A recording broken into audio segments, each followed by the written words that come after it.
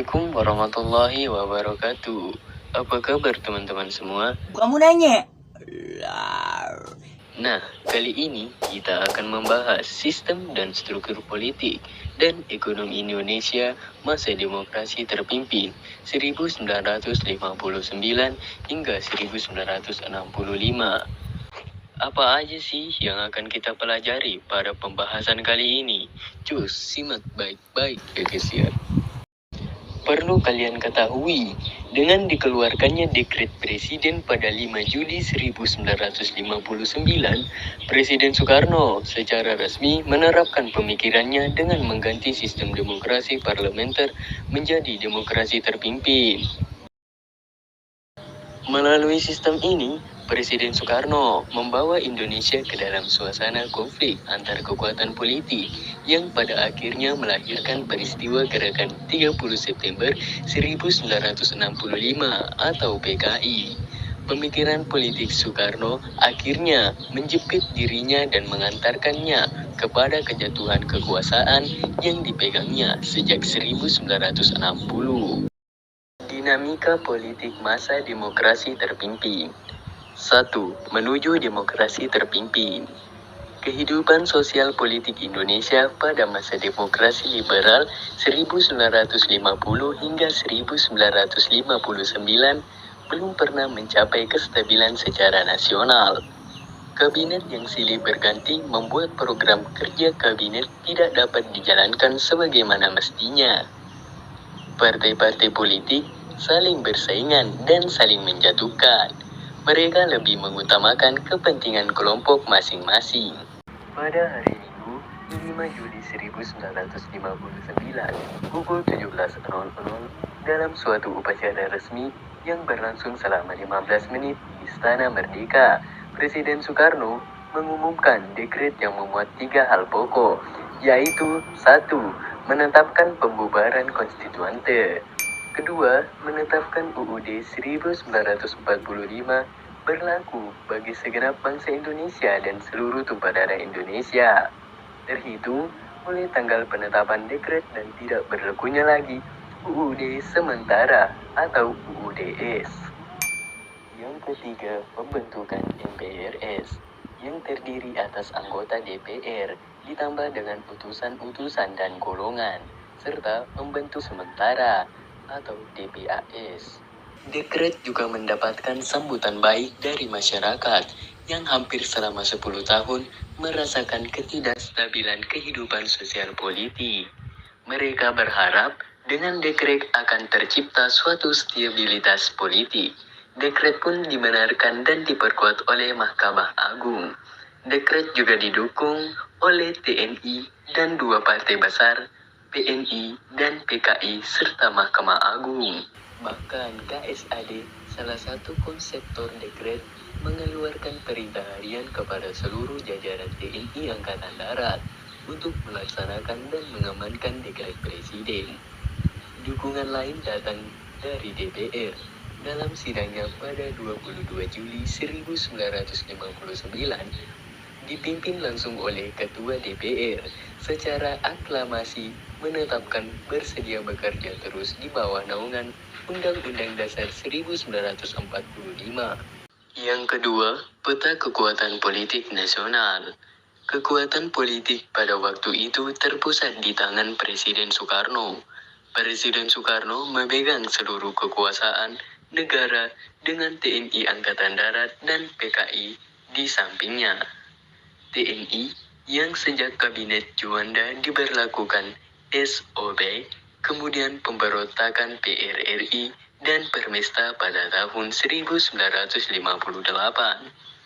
mulai memainkan peranan penting dalam bidang politik.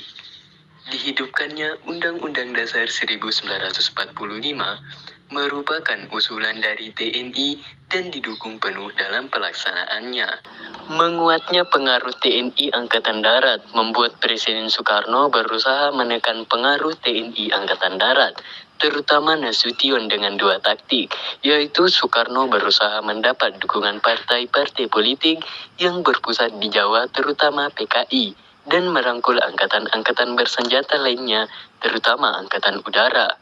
Kekuatan politik baru lainnya adalah PKI. PKI sebagai partai yang bangkit kembali pada tahun 1952 dari puing-puing pemberontakan Madiun 1948.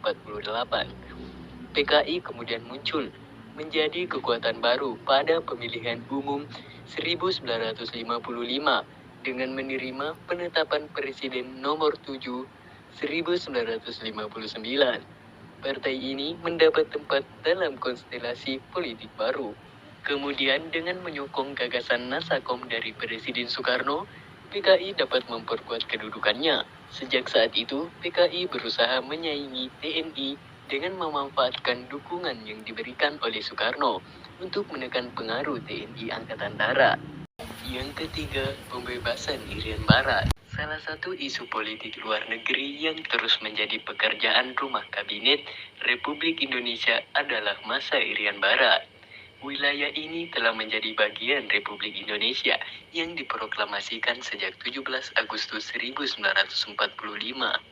Akan tetapi, dalam perundingan KMB tahun 1950, masalah penyerahan Irian Barat ditangguhkan 1 tahun dan berhasil dicapai dalam suatu kompromi pasal di Piagam Penyerahan Kedaulatan. Dalam rangka perjuangan pembebasan Irian Barat, Presiden Soekarno pada tanggal 19 Desember 1961 di depan rapat raksasa di Yogyakarta mengeluarkan suatu komando untuk berkonfrontasi secara militer dengan Belanda yang disebut dengan Trikomando Rakyat atau Trikora. Isi dari Trikora tersebut adalah 1. Gagalkan pembentukan negara boneka Papua buatan Belanda. Yang kedua, kibarkan sang merah putih di Irian Barat. Yang ketiga, bersiaplah untuk mobilisasi umum guna mempertahankan kemerdekaan dan kesatuan tanah, air, dan bangsa. Dengan dideklarasikannya Trikora, mulailah konfrontasi total terhadap Belanda di Papua. Langkah pertama yang dilakukan oleh Presiden Soekarno mengeluarkan keputusan Presiden nomor 1 tahun 1962 tertanggal 2 Januari 1962 tentang pembentukan Komando Membala Pembebasan Irian Barat di bawah Komando Mayor Jenderal Soeharto. Yang keempat, konfrontasi terhadap Malaysia. Masalah Malaysia merupakan isu yang menguntungkan PKI untuk mendapatkan tempat dalam kalangan pimpinan negara. Masalah ini berawal dari munculnya keinginan Tengku Abdul Rahman dari Persekutuan Tanah Melayu dan Lee Kuan Yew dari Republik Singapura untuk menyatukan negara tersebut menjadi Federasi Malaysia. Rencana pembentukan Federasi Malaysia mendapat tentangan dari Filipina dan Indonesia. Pemerintah Indonesia pada saat itu menentang karena menurut Presiden Soekarno, pembentukan Federasi Malaysia merupakan sebagian dari rencana Inggris untuk mengamankan kekuasaannya di Asia Tenggara. Pembentukan Federasi Malaysia dianggap sebagai proyek neokolonialisme Inggris yang membahayakan revolusi Indonesia. Oleh karena itu, berdirinya negeri Federasi Malaysia ditentang oleh pemerintah Indonesia. Nah, kita lanjut ke yang kedua, yaitu perkembangan ekonomi masa demokrasi terpimpin. Sejak diberlakukannya kembali UUD 1945, dimulailah pelaksanaan ekonomi terpimpin sebagai awal berlakunya herdering ekonomi, di mana alat-alat produksi dan distribusi yang vital harus dimiliki dan dikuasai oleh negara atau minimal di bawah penguasaan negara. Dengan demikian, peranan pemerintah dalam kebijakan dan kehidupan ekonomi nasional makin menonjol. Pengaturan ekonomi berjalan dengan sistem komando. Sikap dan kemandirian ekonomi atau berdikari menjadi dasar bagi kebijakan ekonomi. Masalah pemilikan aset nasional oleh negara dan fungsi-fungsi politiknya ditempatkan sebagai masalah strategis nasional. Pemerintah Indonesia pada saat itu menentang, karena menurut Presiden Soekarno, pembentukan Federasi Malaysia merupakan sebagian dari rencana Inggris untuk mengamankan kekuasaannya di Asia Tenggara. Pembentukan Federasi Malaysia dianggap sebagai proyek neokolonialisme Inggris yang membahayakan revolusi Indonesia. Oleh karena itu, berdirinya Negeri Federasi Malaysia ditentang oleh pemerintah Indonesia.